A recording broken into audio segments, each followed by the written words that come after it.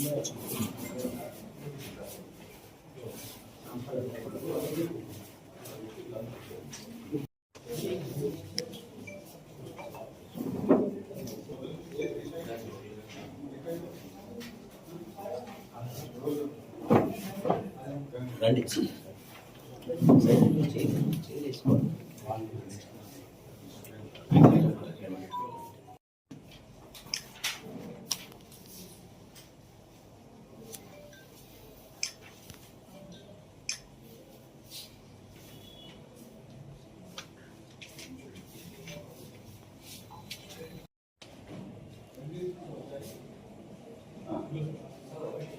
ఈ మధ్యకాలంలో మీ అందరికీ తెలుసు, తెలంగాణ స్టేట్ మెడికల్ కౌన్సిల్ వాళ్ళు ఇచ్చినటువంటి ఫిర్యాదు మేరకు మిర్యాలగూడ 1 టౌన్ 2 టౌన్ ప్రాంతంలో కొంతమంది అన్క్వాలిఫైడ్ ఆప్థల్మాలజిస్ట్, వీళ్ళకి డిఓఏ అంటే ఆప్థల్మాలజిస్ట్ డిప్లొమా ఉంది, దాంట్లో అది అడ్డు పెట్టుకొని వాళ్ళు చేయాల్సినటువంటి పని వదిలిపెట్టి వాళ్ళు ఈ ఐస్కి సంబంధించినటువంటి అనేకమైన అడ్వాన్స్డ్ ట్రీట్మెంట్స్ ఇవ్వడం జరుగుతూ ఉంది.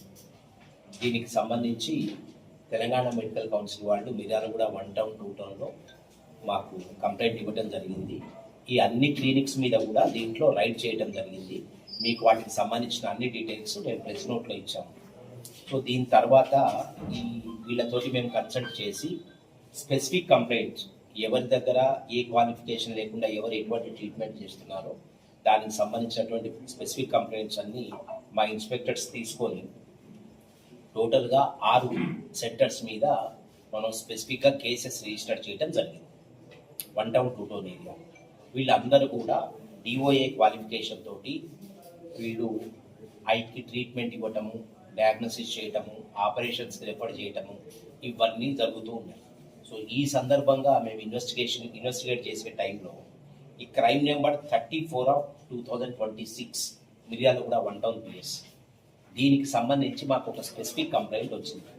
మిర్యాలగూడ హౌసింగ్ బోర్డ్ కాలనీకి సంబంధించినటువంటి ఒక బాధితురాలు, ఆమెకి ఆల్రెడీ ఐస్ చిన్న ప్రాబ్లం ఉంటే ఒక ఆపరేషన్ చేయించుకుంటే దాంట్లో ఒక కన్ను ఆమెకి చాలా డల్గా కనిపిస్తున్నది. సో రెండో కన్నుకు కూడా ప్రాబ్లం వస్తుందని చెప్పి ఆమె ఈ వికాస్ కుమార్ అనేటటువంటి డిఓఏని ఈమె వేములపల్లి మండలి తంది మహాలక్ష్మి ఐ హాస్పిటల్కి సంబంధించిన ఈ వికాస్ కుమార్ దగ్గరికి మేము అప్రోచ్ కావడం జరుగుతుంది. ఈ వికాస్ కుమార్ యాక్చువల్గా ఓన్లీ డిప్లొమా హోల్డర్ మాత్రమే. దీంట్లో ఈ వికాస్ కుమార్ ఈమెకి అన్నెసరీ డయాగ్నోసిస్ చేసి, రాంగ్ డయాగ్నోసిస్ చేసి ఎవరో ఒక అన్క్వాలిఫైడ్ డాక్టర్ ద్వారా ఆపరేట్ చేయించారనేది మాకు ఇచ్చినటువంటి కంప్లైంట్. ఆమె రెండవ కంటి కూడా టోటల్గా ఐసైట్ పూర్తిగా లాస్ అయింది ఆమెకి. దాని మీద ఇన్వెస్టిగేట్ చేసి ఈరోజు వీళ్ళందరినీ కూడా మేము కస్టడీలోకి తీసుకోవడం జరిగింది.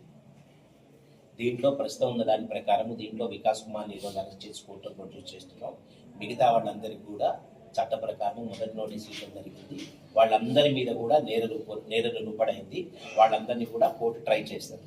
అదేవిధంగా వికాస్ కుమార్ ఎవరి హెల్ప్ ద్వారానైతే ఈ బాధితురాలికి కంటి ఆపరేషన్ చేశారో అతను హైదరాబాద్ అని చెప్పి మాకున్నటువంటి ఇన్ఫర్మేషన్ 2-3 డేస్లో అతన్ని కూడా మేము కస్టడీలోకి తీసుకున్నాం.